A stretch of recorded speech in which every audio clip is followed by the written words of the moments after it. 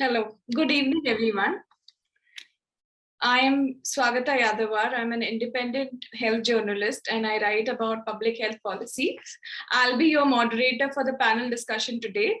Today's discussion is powered by Cuddles Foundation and organized by ET Health World. To give us some context for today's topic, a recent Lancet Oncology Commission estimated that in 2020, in the next 30 years, about 13.7 million children will be diagnosed with cancer across the globe. A staggering 11.1 million children, they predict, would succumb to the disease by 2050 if they don't proactively invest in access to healthcare services and cancer treatment. Low and middle income countries like India will bear the brunt of most of these cases with 84.1% of fatalities. In India, the estimates of number of children, that is from 0 to 19 years, who are diagnosed with cancer every year is about 50,000. Yet in countries like India, only an estimated 15 to 45% of children are cured of cancer compared to 80% in high-income countries. Also highlighted in the recent impact study by childhood cancer in India by Cuddles Foundation. Today, we would like to welcome our esteemed panelists who will share their perspectives on state of pediatric cancer in India, challenges and solutions, and the audience for supporting and being part of this event. We are very privileged to have some of the most influential names of industry in the field of oncology, research, non-profit, and corporates with us today. From oncology, we have Dr. Anil De Cruz, presently the Director of Oncology at Apollo Hospitals and the former Director at Tata Memorial Hospital, Mumbai. He currently also serves as the President of Union for International Cancer Control, UICC, 2020 to 2022. Welcome, Dr. De Cruz. With us, we also have Dr. Girish Chinnaswamy, who is a professor and head of division of pediatric oncology at Tata Memorial Hospital, Mumbai. Dr. Chinnaswamy has a wide experience in teaching and training medical and paramedical personnel at different levels, including pediatricians, oncologists, nursing personnel, etc. Additionally, he is a faculty and organizer of various clinical trial workshops, Credo and others, and member of Research Ethics Committee. Welcome, Dr. Chinnaswamy. We also have from research, Dr. Ravi Mehrotra. He's an advisor to Datar Cancer Genomics and former CEO of ICMR and National Institute of Cancer Prevention and Research. He also serves as the adjunct professor of epidemiology at the Rollins Institute of Public Health, Emory University, Atlanta, in addition to the Brunel and York Universities in the UK. Welcome, Dr. Mehrotra. From the non-profits, we have Purnota Dattabhal, who is the CEO and founder of Cuddles Foundation and is focused on giving children with cancer a chance to cure through holistic nutrition. Cuddles Foundation Food Heal program offers nutritional counsel and holistic food aid to underprivileged children fighting cancer. Welcome, Purnota. From corporate, we have Charu Thapar, who is the Executive Director, Property and Asset Management, APAC, and also spearheads the diversity and inclusion initiatives firm-wide and champions the CSR initiatives for India. Welcome. So I'd like to begin the panel with with a question to Dr. Anil and Dr. Girish. Several industry reports highlight that 40% of children are malnourished at the time of diagnosis. How does malnourishment impact cancer in children, cancer treatment in children? Swagata, Girish, in deference to age, maybe I'll go first. Yeah, sure. So I'm an oncologist, I'm an administrator. I also am committed to global cancer control, serving as the UICC president. So I'm not really a pediatrician.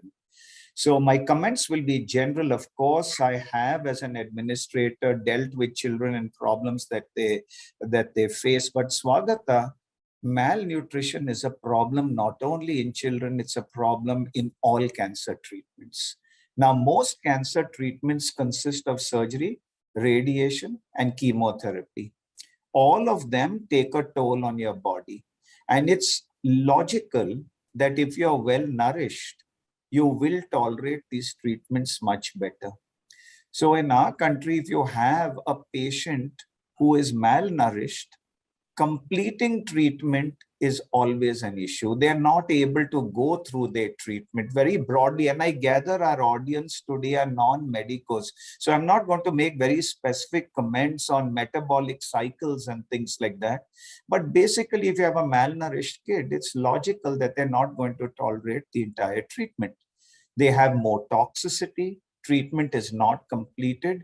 And to put it very simply, it adds to poorer outcomes. A very general and logical statement to your question. Maybe Girish wants to add something to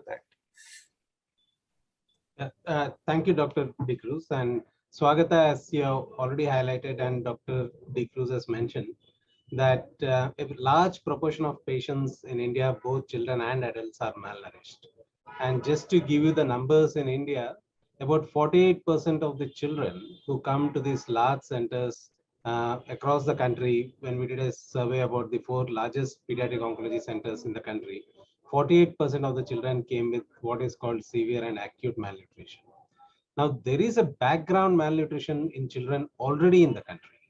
And on top of that, when you get cancer, it is a highly energy consuming disease. So it consumes all the energy that the child is taking. And then you tend to lose weight even more rapidly. So there's a downward trajectory in a very, very rapidly quick time. And that's why you call it as a severe and an acute malnutrition on a child who already has a substantial number of them who already have a chronic malnutrition. And as Dr. De Cruz said, tolerance to your treatment becomes very poor. There are more side effects, more hospital admissions, more infections, in fact, more deaths, and also more long-term side effects of chemotherapy. So there are multiple problems we see in these children. And that's why it is a huge issue now.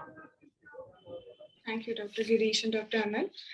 The next question is to Dr. Girish and Dr. Ravi.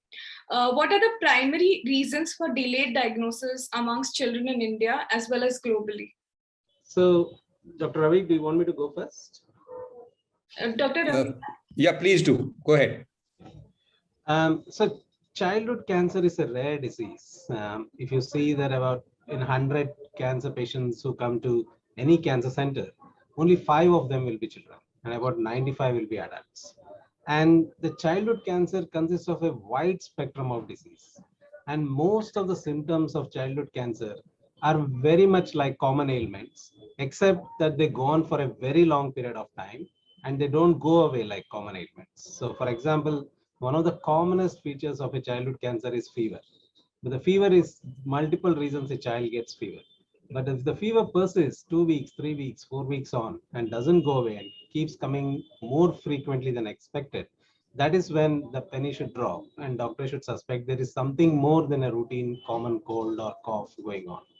So like that, there are many symptoms which are common ailment symptoms. And because it's a rare disease, it is difficult for many pediatricians to pick it up on the first go. And in India, where the healthcare system is a pretty heterogeneous healthcare system with no clearly defined referral patterns from one place to another, there is a long lag time between the child actually being suspected to have cancer or for that matter any other chronic diseases and getting referred to a tertiary center. So that's one of the reasons why there is a significant lag time for childhood cancer to be diagnosed. And the lag time exists even in the West. It is not that it's only in India. Because the symptoms are rare, the lag time for childhood cancer is not hugely different from in the West, except that once that suspicion is made, the time to reach a tertiary center is faster. So that's the biggest difference what you see between West and India. Dr. Ravi? I would agree with Girish, a colleague. In addition to what he's mentioned, I would just like to mention 2 more things. First of all is lack of awareness of even our medical professionals. And he has mentioned about the delay in referring to a tertiary center once even the diagnosis is made. Because quite often we can diagnose cancer, but the point is by the time the person reaches tertiary center is sometimes a lag of 2 to 3 months, and then the individual may find it difficult to get the appropriate treatment because it may have progressed, especially in cases of blood cancers or leukemias, as they call it. Now, I know the Tata Hospital and a few others are taking the cue from them. They've started a program called the KWAT program, which is looking at patient navigators who could help people reach, and there are various non-governmental and governmental organizations which are seized with this matter, who make sure that these individuals are receiving, because you can imagine a person coming from a rural or a semi-urban background coming to a major center with thousands of beds, and he or she gets totally confused who to go, where, who's the right person. There are touts, there are all sorts of travel issues, there's money that is not there, and that causes a limitation as far as diagnosis is concerned. Number two, we see India is a huge country, and the tertiary care centers and the major metros are obviously few and far between. For a person, say, in the middle of Northeast, in Meghalaya or Sikkim, for example, which doesn't have any major cancer center. Sikkim is just about starting, actually, as a matter of fact, but Meghalaya has one. But to reach from a far-flung area and to be in contact with the individual in a government setup or even a private setup is not everybody's cup of tea. And it, of course, is expensive. These are some of the reasons, in addition to what Dr. Girish has talked about. Thank you, Dr. Mehrotra. The next question is to Dr. Anil. Even though childhood cancer is highly curable, 80% of children abandon their treatment in lower and middle income countries due to financial constraints and false beliefs that cancer is incurable or consider alternative medicines. This is attributed to low awareness in holistic care. What are the solutions to improve awareness and provide holistic care? And what are the efforts taken by the health industry to do that? So Swagata, again, to answer this question of yours, as I'm introspecting on what Girish and Ravi said, you see, there are two problems to these issues. Today, we are discussing specifically on pediatric cancers. But when you look at whether it's late diagnosis, malnutrition, poorer outcomes, it's something that ails all our cancers in our country. And if I had to look at this broadly, there are two reasons. One is the socio-economic fabric of our society, the healthcare system of our society. And this uniformly affects every age and every cancer. And in my understanding of the problem, this plays a very, very important part in late diagnosis and everything else. So that's one sector which probably is not in our hands. As our country's economy grows, we have more, more inputs into health expenditure. Probably that our primary healthcare improves, that will be okay. The second is lack of awareness, and this lack of awareness is both with the family, with the general public, as well as us doctors.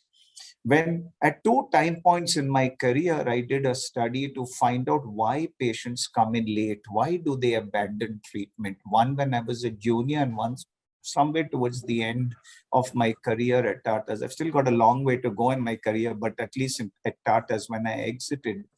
And very often healthcare professionals basically are not aware about cancer. Cancer is not part of the curriculum in most of our medical schools. So I think our training needs to go back. We need to have better training. Doctors should be aware. There's an English saying, what the mind doesn't know, the eye doesn't see. So like Girish said, the pediatrician doesn't diagnose. That index of suspicion is not there. And probably if a child came with fever to Girish, even if he had malaria or just a viral, Girish would be doing a smear to rule out a cancer. I mean, everything, when you have a hammer in your hand. So I think we have to strike a balance. And this early diagnosis, awareness, educating patients, educating family, parents, that this could be a cancer, couldn't be a cancer, goes hand in hand with development, with the improvement in our society. Now, to make people aware of a cancer which has 50,000 cases in the year, in a 1.4 billion population, sometime maybe it may not be cost effective. But I think if it's part and parcel of the entire developmental program, yes, people will be aware. And then there's certain high-risk people, families that may have cancer, they should be made aware that the earliest warning sign you need to run to your kid. Pediatric associations need to be aware that, listen, these 5-7 warning signs in kids are important. Don't be complacent. You don't have to treat them as a viral. Escalate, go to a specialist and get yourself diagnosed. I think it will be, just to conclude, and again, in the interest of time, it should be a sum of general development plus targeting both the population and pediatricians, or the main catchment area, to get them early and to see that there's not dropouts in the treatment. Thank you, Dr. De Cruz. And some of the reasons why patients discontinue treatment is also for the lack of holistic care. So I'll come to Purnota and ask her about how do we provide a holistic and supportive care for children dealing with cancer in India, and what kind of investment is needed from the government as well as the corporates to do so? Yeah, thank you, Swagata. So, I mean, Dr. De Cruz and Dr. Girish both very beautifully spoke about why nutrition is important, right? And what Cuddles Foundation does is our mission is to provide nutrition to children who are fighting cancer so that they are able to take and complete treatment. So we have been able to develop a very simple but a very beautiful plug and play model that can be rolled out in any hospital, which has basically 3 parts to it. The first part is capacity building, where we provide the government hospitals and centers with nutritionists. These nutritionists work very, very closely with the doctors, like our doctors here, like Dr. Girish, and they assess the grade of malnourishment of every child who walks through that door. Then, based on the grade of malnourishment, she will write, and the kind of cancer impact and the treatment, she will write a nutrition prescription. And the second thing that we do is we actually provide what's in the prescription, because 80% of our parents that we've been seeing, that Cuddles have been interacting with, have monthly incomes of less than 10,000 rupees. So they are not able to afford what's there in the nutrition prescription. And we also provide things like, we provide supplements, we provide things like Treptin biscuits, etc. in meals. But I think one of our most powerful programs that we do is the ration bundle program. You just spoke about the abandonment rate in countries. One of the key reasons is also poverty. You know, as they say, cancer is a disease for the rich. So we identify people who are at the risk of abandoning the treatment, and we actually provide the families with ration bundles, which last the whole family and the child for the period of 1 month, till the child comes back for treatment. And this takes care of 100% of the calorific need of the child. And the third and the last thing that we do, and I think it's very beautiful, is we work a lot with parents. We do a lot of parent support groups, because what we want to do is we want to train the parents to take care of the children in the limited means that they have. Once they leave the hospital, we do not want them dependent on organizations or Cuddles for that matter. So these are the things that we do. But having said that, I think the reason we are doing well, the reason the center is doing better and better, data is doing better and better, all other hospitals, because really for a child and a family to succeed, you need a full ecosystem. So not only nutrition, you need accommodation, you need transportation, you need money to give to the parents for just tests and, blood tests that they are not able to get. So while we're talking of the ecosystem, coming to your point of what can the government do, and I've been doing this for about 8 years, and in my opinion, I think the investments that is required is really where nutritionists are mandated the way nurses are, the way doctors are. They're mandated in hospitals. There's a budget for them in the hospital so that they are able to take care of the children. Because honestly, nutrition and treatment, any kind of treatment, why only cancer, is complementary. So when we think about our dream of really what do we want to achieve at the end of it, what we want to achieve is to put ourselves out of the business and to see a day where this becomes a part of the norm and not a service that's being provided by a not-for-profit. Thank you, Purnota. This is a question to Dr. Girish and Dr. Anil. What are the various programs that you've been exposed to lately as a way to increase the chances of survival amongst children that should be adopted by the ecosystem? Are there any solutions? So quickly, I don't want this to get lost. I mean, Purnota very nicely gave about what Cuddles is doing, and congratulations to your group. I've been closely associated. I mean, nutrition is just so important, and you all have really made an impact. But when I was director of Tata's, there was a program that was started called the Impact Foundation. And I'm sure it's not in my place to talk about it. Girish would be a better person because he's an integral part of that program. But suffice to say, they provide holistic support to pediatric patients and the entire family. They look at all aspects. And abandonment rate at the Tata Memorial Hospital fell from 25% to 3%. And that's because there was provision. This comes with a lot of heavy funding. Tata's has a lot of goodwill. It's a tertiary referral center.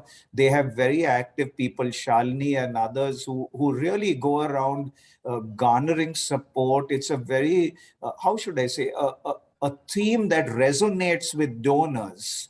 And people given money, and that's why it was possible there. But I'm again making a very general comment rather than being very specific. You see, when you look at the success of treatment of pediatric cancers, it will be in high volume, niche area centers that have a good infrastructure. So the message I want to give is pediatrics is a rare cancer. Look at any center, like say Tata's, look at St. Jude's in the US, they specialize. My plea, again, as a senior administrator and as an oncologist, is that pediatric cancer should therefore not be treated at every hospital in the city. And I think there are very nice models like the Colombian pediatric cancer treatment model vis-a-vis other countries stands out to bear testimony to this point. So I think to make any program successful, it should be referred to a center that not only has the doctors to treat the infrastructure, but most importantly, the support system. And that's something that's lacking in many places that treat cancer in our country. Again, before I hand over to Girish for some more specifics, when you look at incidence to mortality ratio for all cancers across the world in the West, it's 1:3. That means for every 3 diagnosed, only one cancer succumbs. This is for all cancers. I know pediatric has better outcomes, but in India and in a lot of developing countries, it's 2 to 3. So for every 3 that we diagnose, 2 succumb. And it's exactly the same, these kind of skewed figures. If it's 80% in the West, in our country, it's a 50% success rate. So making a strong plea that it should be with specialists that have everything, in your words, and the right word, a holistic support system to treat patients. Girish, over to you. Thank you, Dr. D. Cruz. I couldn't agree more both with you and Purnata on that. The point I want to make is that it is just not enough to set up a medical component of cancer treatment. The support systems are very, very important. The important thing is to identify what are the supports needed in your hospital and for your community. And the support systems needed in Mumbai will be very different from support system needed in a tier 2 city. The support system needed in Africa would be very different from what we need in centers in India. So those areas have to be identified. And just to give a how we did that is that we actually did a survey about 12 years back to identify why children abandon treatment. So children who abandon treatment, 480 of them, we contacted them, and unfortunately most of those children had died. But a majority of the parents were able to tell us why they came to Tata and did not continue treatment. And we identified specifically 7 areas which were there. Some of it is already discussed, and one of them was finance. So we had to make sure finance is taken care. But there are many other issues which are unique to Mumbai. Accommodation is a major issue in Mumbai. People are coming from far off and staying here, do not have relatives to provide blood and platelets product support. All cancer treatments require a lot of blood product support. Then there is that huge belief that cancer is not curable.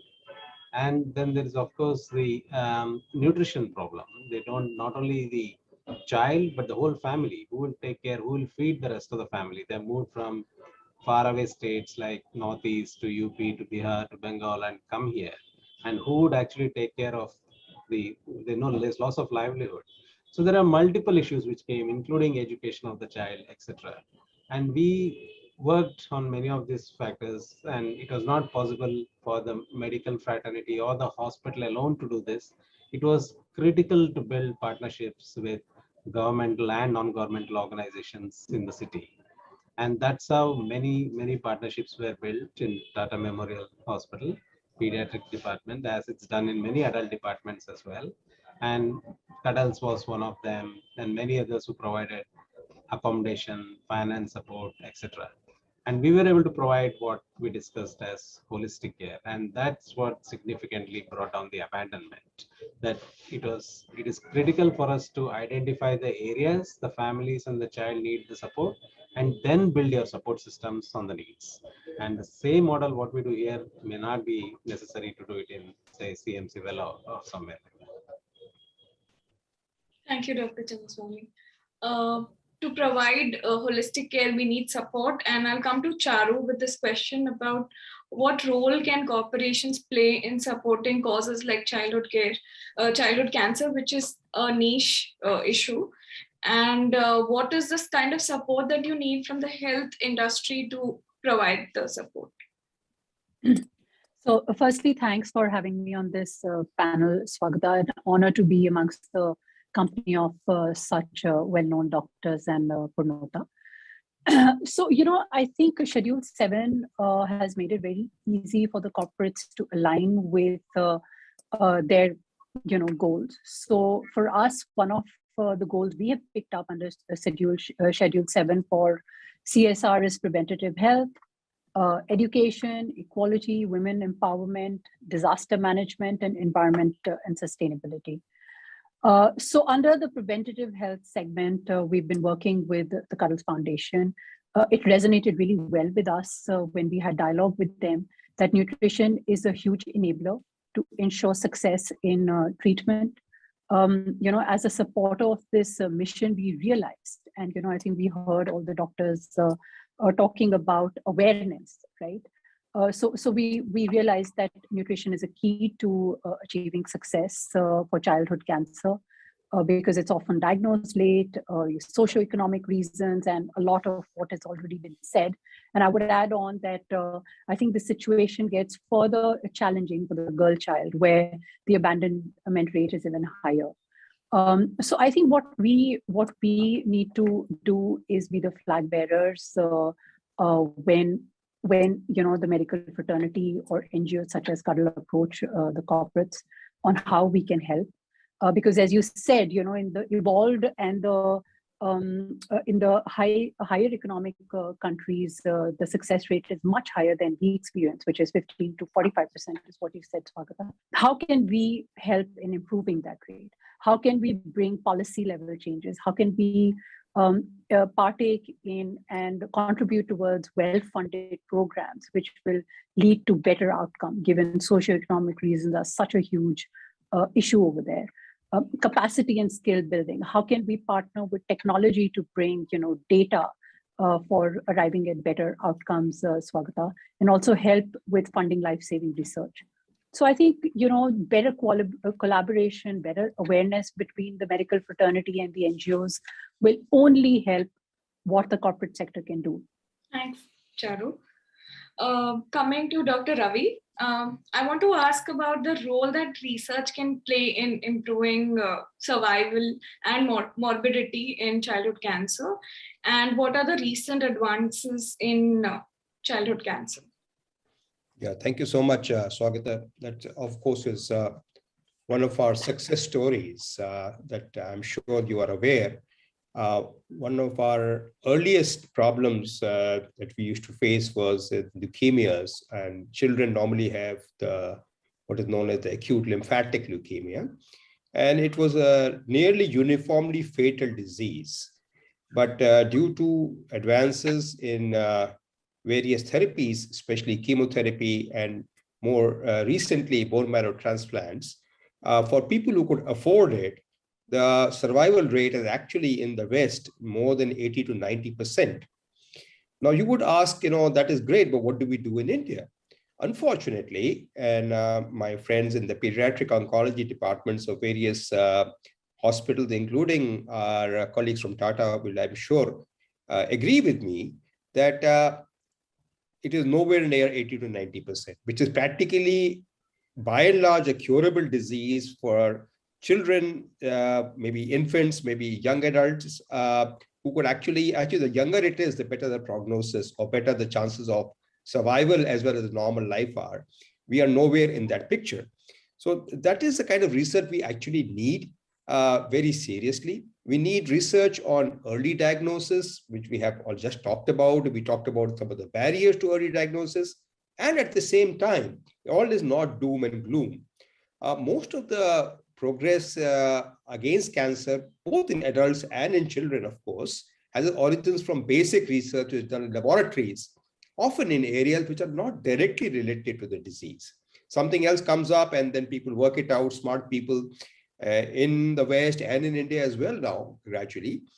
Now, pediatric oncology is coming to be a specialty on its own, and we have some good centers, unfortunately, much fewer than what we would like to have. To give you a case in point, this is the technology you might have heard about called CRISPR-Cas. This is basically gene editing. This has revolutionized the study of genes that control cancer growth and survival, both in childhood and adult. Unfortunately, it's not very widely available. It is not very inexpensive. It's an extremely expensive business. Similarly, we have technologies which are, especially with molecular targeted therapies, immunotherapies. There has been a lot of push that why we should be importing all these therapies from the West. After all, this very small percentage of people can afford it. But now, my own organization where I was working till recently, ICMR, DST, DBT, have funded many researchers. The most recent one, when I was working at the India Cancer Research Consortium, was funded to two funds actually, to IIT Bombay and to Tata. The one at PGI, which are looking at developing drugs or repurposing drugs which are old, which may be for something else, to actually work for cancer. And some of them have been in the area of childhood cancers. So a lot of work is going on. However, there is in addition to the points mentioned by my colleagues and fellow panelists, Anil and Girish, I would also like to put a plug in for good quality nursing care, which unfortunately, because nurses in our country, you require specially trained nurses, especially for diseases like therapies like bone marrow transplantation. And it is expensive business to not only train the nurses, but also to retain them. Many of them find better pastures outside the country or in major metro hospitals in the private setup. Not to say that private setup is bad. I think for India, we have to have a mix of both private and public, as it is more than 70% care is from the private setup. So I'm not really castigating anybody else, but in fact, we need to put in research efforts, training efforts, not only in medical care, not only in chemotherapy and bone marrow transplants for children where needed, but we also need to put in a lot of research for our even nursing care hospitals. Now, like the West, nursing specialists, they are PhDs in nursing. And I was very proud of the fact, and I gave it a lot of priority when we were doing a funding decision that one of the major nursing institutions in Manipal, they got a huge grant from ICMR to actually see how they can improve the on-ground level cancer care by nurses. So that is another area which we quite often tend to miss out. After all, as I say, good quality medical care, whether it's oncology or any other subject, really a lot of it not only depends on the doctors who are treating, but also on paramedical workers, including nursing assistants, physiotherapists. And I think, as Punota just mentioned, I think the importance of nutritionists, importance of people who look at palliative care, not only from the point of view of decreasing pain, but also improving the quality of life. At the same time, spiritual care. All these things are important, and each of them really needs to be a specific area of research. I'm very happy that now the Medical Council of India, in its new avatar, is also pointing towards soft skills. It is also pointing towards how we can have more empathy. Because in busy hospitals like what you have in Bombay or in Delhi, it becomes next to impossible to devote the kind of care which you would like to. And I won't even start talking about our tier 2, 3 and more cities and smaller towns, where of course that is where the bulk of the country lies. I mean, I'm so happy to hear the kind of work with your foundation and many other NGOs are doing for Tata, but unfortunately there is a lot to be done. And I really wish and pray that your successes should be translated, and your success stories and lessons learned should be actually shared with so many other organizations which really need to be done. I mean, we would love to have islands of brilliance and islands of care and giving, but it needs to be further spread. And I would really be very keen to learn from your successes and to be able to partner with other organizations who are in a similar area. Thank you, Dr. Mehrotra, for such a detailed answer about, the kind of care that needs not just clinical expertise, but also nursing care and other allied care. I'll come to Purnota and ask her, why is nutritional aid as important as counseling in childhood cancer? And what are the steps that you're taking for skilling and training of nutritionists who can understand the complexities of cancer? Yeah, Swagata. So like I already mentioned that most of our parents who we interact with earn less than 10,000 rupees a month. And if I can tell you anecdotally, most of these people, if you take a Bombay or a Delhi or any big city, the kids under treatment are not from that city. The parents have come from villages or far-flung areas. The parents do not have any means of livelihood. And when they come here, they come on borrowed money, or they bring all their savings, which runs out. So really the situation is quite dire. And it's been made worse lately with COVID. So not only are they fighting poverty, not only are they fighting, for the life of their child, they're also fighting this whole pandemic where they have lost livelihoods. There have been stories where there have been people, there was a 70-year-old gentleman who cycled from Azamgarh to Varanasi with his sick grandkid, at the seat behind, and they came to the hospital to get one basket of ration. So the good part is we got to see that kid, and the child got his chemo cycle. But it just goes to say the desperate situation the parents and the families are right now.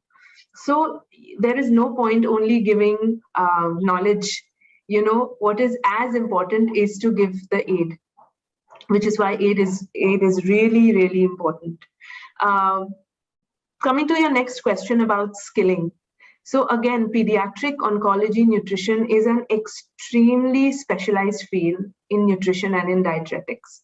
I would say it's at the cusp of medicine, because they have to understand the disease, of course, with the help of the doctors and the nutrition. So what we are doing is Cuddles Foundation does a lot of training programs. There are 2 massive training programs that happen every single year. There are annual trainings that happen. One is aimed at skilling, where the latest cutting-edge research, where doctors come and speak about the latest developments in cancer care and cancer cure, and teach the nutritionists what is required for the specific requirements of a specific child. We also do something called the Q Fest, which is really aimed at bringing the best out of the nutritionists and bring their best selves into work. But what I'm most excited about is this new initiative called CICN, which is the Cuddles Institute of Clinical Nutrition, because there is a need for skilled nutritionists, skilled healthcare providers who understand nutrition in the country. And it's our goal to train about 10,000 such healthcare professionals in the next 5 years. As Dr. De Cruz was talking about, I'm going to use this, Dr. De Cruz, where you said what the mind doesn't know, the eye doesn't see. There isn't any knowledge or any training that's given to healthcare professionals around nutrition at all. So we have also started an initiative, we're piloting it with St. John's Hospital, where nutrition is being taught to first year, second year medical students so that they understand the importance of nutrition. And I'm really hopeful that we will, in the next 5 years, 7 years, have an army of people or an army of nutritionists and healthcare professionals who will be able to tackle or who will be servicing kids and even adults with the knowledge of nutrition while they are under treatment, any kind of treatment. The next question is to Charu.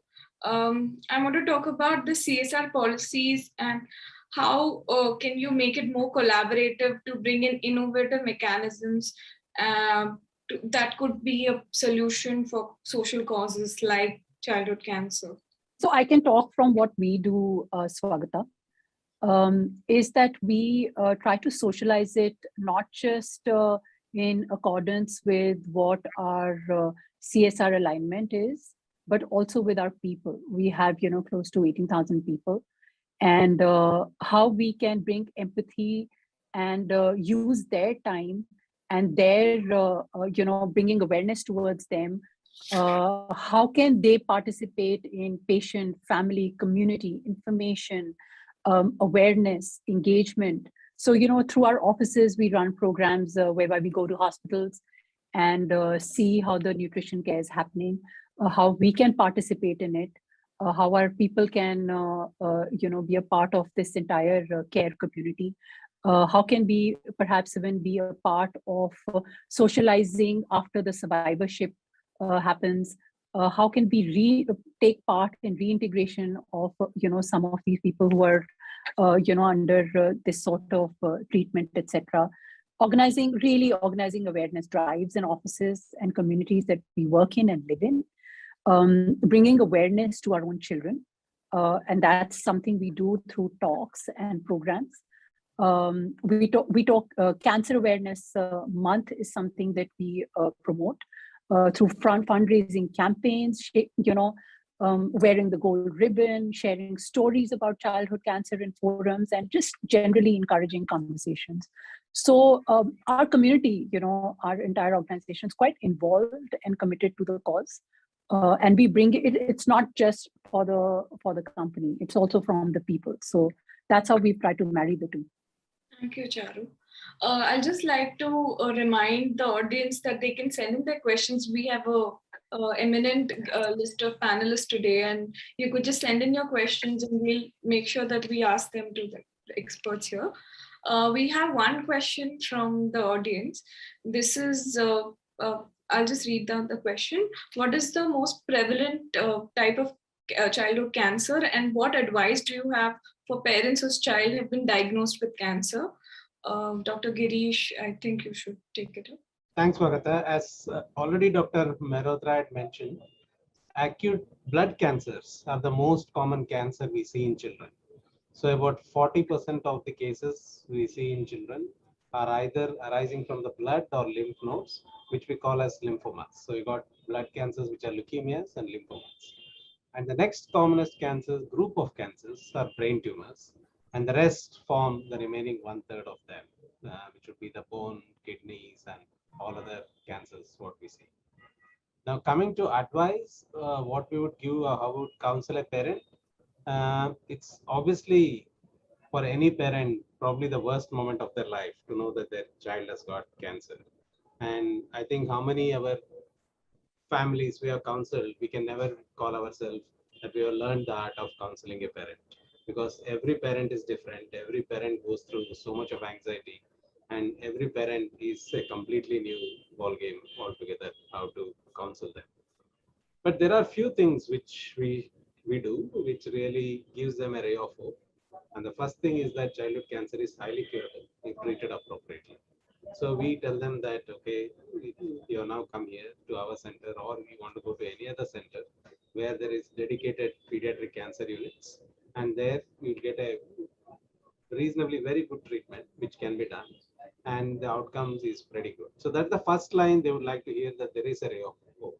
And that's the general statement we make, that there is generally childhood cancers are curable, although we cannot tell you much more than this till we get the full information and see how the tumor responds. The second question all parents have is, will I cope with the financial expenditure of this? And that we have to have a system in place worked up before we meet the family. So we should be able to gauge from the initial interactions with the family whether they can financially manage it or not. And most of the times we are able to gauge that, and we are able to straight away reassure them, especially in most of the cancer hospital like ours. There are support systems in place to fund treatment. There are various government fundings available, various non-governmental organizations, corporate fundings available. So we tell them that there are various fundings available and we will actually help you to procure the funding, or we will fund it ourselves. So that's the second component which we need to do. So the third thing is all the other supports we talked about staying and bladder platelet support and education and nutrition support, etc. So that's how we actually start counseling, and that's our advice would be, that is not to lose hope, because there is a very good chance that your child with cancer will actually get cured and go on to lead a pretty much normal life. That's a good thing to remind parents. Dr. Ravi, do you have something to add here? Yeah, thank you, Swagata. I really love the way Girish had put the rays of hope there. And having been into diagnostics and treatment, and quite often sat in on these counseling sessions with parents when they are told, it is a devastating experience, let me tell you that. But at the same time, I personally know at least a few scores of patients who, when they came to us as a young child, maybe not even a year or maybe 2 years old, with their parents, were diagnosed, were treated, and now they are full-grown adults. I mean, the last patient, the oldest patient I remember is nearly about 32 years of age. This young girl, they belonging to a relatively smaller city, she had practically given up hope. Fortunately, they were well connected with parents and grandparents. They could afford to get the best treatment possible within India. I'm talking about 35 years ago now, nearly. And now she has become a mother of a child, and there are so many others. So what I would really like to bring to your audience, that, it's not that everything is doom and gloom, and it's not that India, we are doing terribly. I mean, unfortunately, we are nowhere where we should be, but there's more and more centers coming up. And the fact that organizations like adults or various NGOs who are funding in the private as well as the government setup. Now there is this government program under the Ayushman Bharat, as you possibly know, in which the bottom 30% of India's population is covered. Unfortunately, the amount of money available for one individual is not more than 5 lakhs. But 5 lakhs in at least most of the government setups will take you a long way. So there has been a major change. And one of the, if you look at the dashboard of Ayushman Bharat, as far as the cancers are concerned, obviously adult cancers are much more, as I think Girish and Anil both pointed out, more than 90 to 95% adults. The maximum cancer is actually breast cancer, which has taken the maximum share of the money. But you do come across leukemia especially, then bone tumors, which again was mentioned, I think briefly, Ewing sarcoma. Some of the others actually have a reasonably good prognosis, and including leukemias and lymphomas, which are again form the bulwark of the patients. Unfortunately, not a lot can be done for brain tumors most of the time. But if things are caught early, especially for the blood-based tumors, which are nearly 30 to 40%, you have a reasonably good chance. And there's nothing more satisfying to a physician that warms the cockles of his or her heart to see a young individual who parents had given up hope, and we could actually help them to become young, productive, not only professionals, caregivers, homemakers, and also parents in their own right. So that is the kind of message, we don't really talk about. Unfortunately, in most parts of the country, in the majority of the people, when you say cancer, is like actually a death sentence. And sometimes it is there. I'm not saying it is not. But in those situations where there is a good hope, there's a chance not only in the major cancer tertiary centers, but also in the smaller centers if they are treated appropriately. And I'm sure the number of facilities that are there today and which are going to come up in the next few years is going to be a game changer. I really hope and pray again that the COVID situation that we just hopefully getting over with would have actually opened the eyes of people and given health the rightful importance, and health, not only awareness about infectious diseases, but also things like cancer. People will be more aware, and hopefully the government will also put in more resources into this kind of a story. Thanks. Thanks, Dr. Mehrotra. There's a question from the audience about what is a major challenge in childhood cancer research.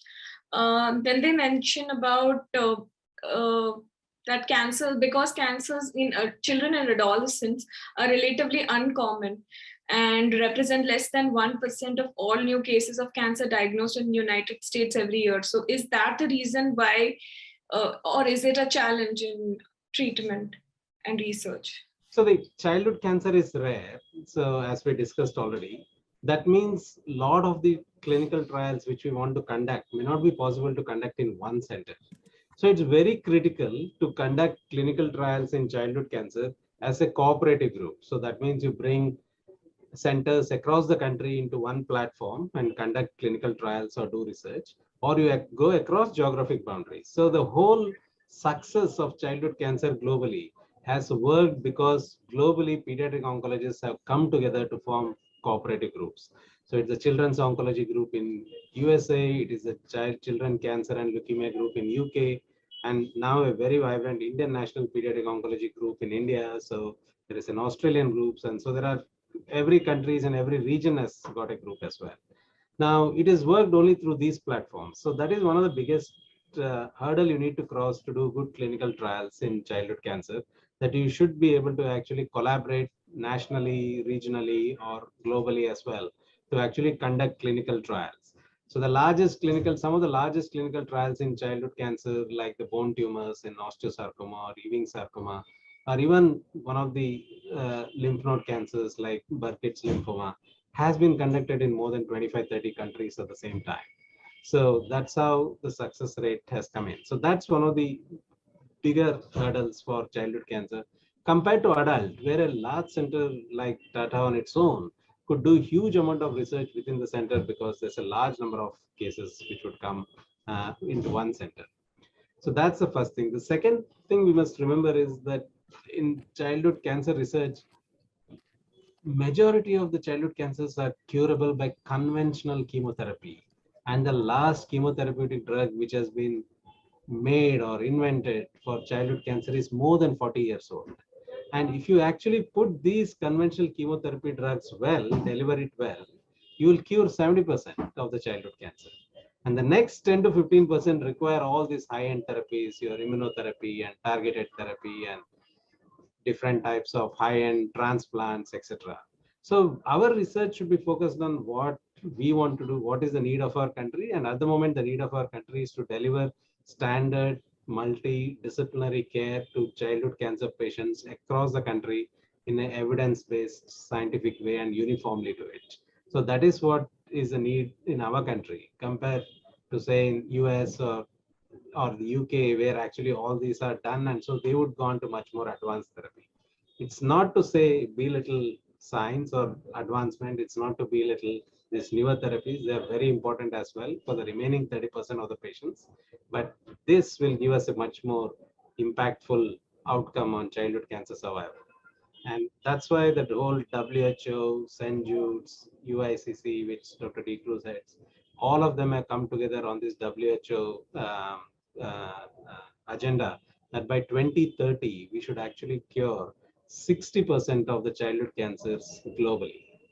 And the cure rate should move from 20% to 60% globally, or 30% to 60% globally by 2030. And the agenda is very simple. Train people, teach them how to do the treatment, collect data, and make sure you can deliver the treatment in as optimally as possible. So Swagata, if I could just chip in and add to what Girish is saying, I totally endorse everything he said.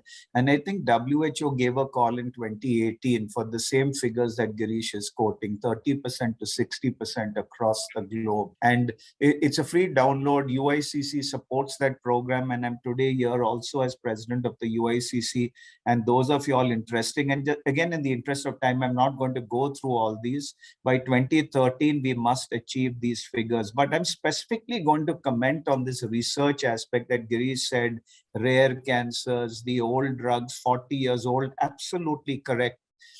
But when you look at research in pediatrics, one, it's underfunded. If you look at a big pot of money, the amount that's allocated to pediatric research is less than what would be allocated to other research. But I don't say it's, and I'm going to stick my neck out, and I'd love Girish to respond to this as well. Even if you gave a dedicated pot of money for pediatric research, the number of studies that would come forward, which are clinically relevant, are relatively few compared to other solid tumors in adults. Case in point, and I'm just quoting, at the Tatas, we had a dedicated fund called the Terry Fox Fund for research in pediatric cancers. It started purely as pediatric cancers. And very often, the extra money would spill out into other departments as well. And that's because probably there weren't enough projects coming forward. The 10 to 15% that fail are very complex researches. You know, you're looking at genetics and sequencing and all that kind of stuff. So you really need to be very dedicated to pediatric research. In pediatrics, the biggest problem, and repeating what Girish said, just to drive this point home, is delivering simple, good care and seeing that your patients completed. And that's why hats off to people like Purnota, Shalini out in Tatas that are making that possible. There are a lot of people who are doing that. And I love it in pediatrics because each of them is targeting one aspect towards the holistic care. Nutrition. If she put all her money on everything in pediatric support, it would be a bottomless pit. But just targeting nutrition is doing that results. And I'm appealing to people who are listening to us today, the attendees, whenever you'll donate, give it for a focused cause. I would always tell people who came into my office as director Tatas, I want to donate. I would say, listen, you can donate. They'll buy food for someone, Mosambis for someone, they'll buy blankets for someone. Adopt a cause and see it to completion. Either give women with breast cancer prostheses, give pediatric nutrition, give larynx in my area a speaking button, and see that this is sustainable. So this is just a message again I want to give. And maybe Charu can respond to this as well. As corporate, you all give money, but I would love you all to adopt one cause. So I completely agree with you, Dr. Anil, and that's what we do. Because our team is very focused to see that every penny goes and is useful. You know, it has impact, right? So we monitor the impact on what we are putting in towards anything that we do in CSR. And whenever we partner with, NGOs such as Cuddles, etc., we ask them, so what program do you want us to fund for when we plan for the year? And then we monitor and partner with them through the year and then fund for that specific program. Is it, nutrition for, children under in a certain hospital, or for training, or for whatever purpose it is? I completely agree with you that it shouldn't be just open-ended funding. It has to be very specific, because only then you can monitor what the impact has been. We are coming at the end of our time here, so I'll like closing remarks from each of the panelists. But before that, I have a question for Purnota, and if she can, include that in a remark. How is technology being leveraged to have better outcomes? So I can only speak of nutrition and what we are doing in Cuddles. So I'd like to very quickly talk about the Food Heals app that we have made. The app was actually established because we saw that the kind of skill and talent we get in tier 2, tier 3 cities is very different from the skill and talent that we get in, let's say a Bombay or a Delhi. So we developed this app which made the care geo-agnostic, which means that wherever you are in the country, you will get the same level of care. It really automates all the complex calculations our nutritionists do on a calculator, and auto spits out the grade of malnourishment. And then it also has started now giving recommendations of what kind of food, etc., which is based on big data that we are seeing. One of the amazing, I would say, outcomes of this that we did not expect is this deep insights that we are getting into what works, what doesn't work, which is helping us to take our efficiencies up. Charu spoke about impact. It is our app which is now enabling us across the country to really give numbers and impact numbers to say that in this program, this is how the metrics moved by X%. And we can slice it, dice it by, gender, age, kind of cancer, all of that. So yeah, at Cuddles, we are really leveraging technology to make sure that we are getting sharper in what we do. Thank you, Purnota. That's from me, Swagata. Thank you. Swagata, if I again want to make a very, very general question, there are a lot of innovations in pediatrics. I mean, they're 10, 15. If we give Girish, will be here till breakfast tomorrow morning with him telling us about all the innovations. But again, I'm making a very general statement. In cancer care, there's something called equity. There's a cancer divide among those that have and those that have not. And sometimes innovation widens this divide, because the innovation is so sophisticated that the guys who have benefit from it and the guys who don't have don't benefit at all. Again, a very general statement. So for researchers in our country, look at innovations that can be applied to our population and to our community so that our people can benefit. That's a very general message I want to give. Dr. Sethi got the Jaipur foot. There's so many people who innovate and they've got modular prostheses, but it never was applicable because our people sat cross-legged on the floor. They used an Indian style commode. And here was something that came out. So my, again, statement to the people who fund, people who are listening, who do research like Girish, do something that our people can benefit. That's it, a very general statement. Thank you, Dr. Anil. Anyone else who want to give their closing remarks? Yeah, Swagata, thank you so much. That was an invigorating session. And I also learned from my colleagues and from people like Purnota who are doing different stuff. Coming from a management background and a corporate background to nutrition must be quite a leap. I actually would like to just add 2 points. Number one, although I would totally be the strongest advocate for suggesting that we should do research in developing point of care technologies, appropriate costing, minimal side effects, keeping in view our nutrition and various financial issues. But also we should innovate in dosing of medicines, which a person can take back to the village and have it oral instead of, say, intravenous or intramuscular. And a lot of these things are coming out from our major centers. So appropriate technology for appropriate people is really, and as the saying goes, the different strokes for different folks. So that's most important. But at the same time, we also have to keep plugging into research, which is cutting edge. One aspect which you might have heard about, there is from, say, example like St. Jude's, you have the genome project called the Paediatric Cancer Genome Project. You might be not knowing that India has just started an Indian Cancer Genome Project. They're starting with breast cancer, and I happen to be one of the directors for that. And that's a not-for-profit. So we hopefully will be able to generate data and Indian data, and we can share it with our colleagues around the country and overseas if needed. And similarly, somewhere on the horizon will be the Pediatric Cancer Genome Atlas as well, going forwards with the right support from not only the government, but also private donors, which we are approaching as we speak. So these are 2 aspects I wanted to briefly talk about. And I wish all of you guys the very best going forward.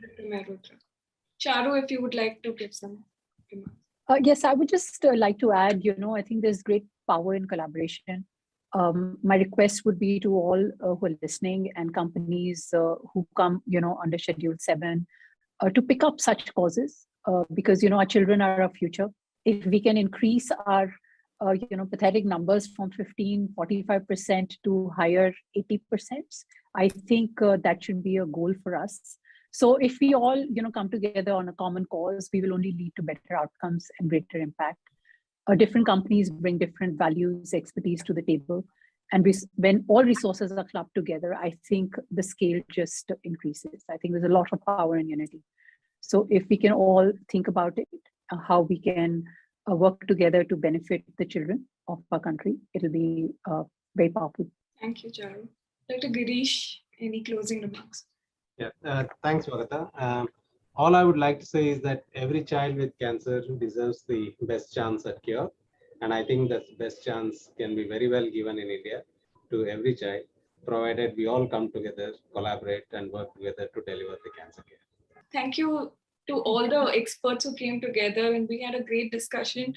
And maybe we are closer to the fulfilling this gap between what the Western countries have and what India has in curing childhood cancer. So I think with holistic care, collaboration with corporates, with research coming into fore, we are very close to meeting that gap. Thank you everyone for joining in today.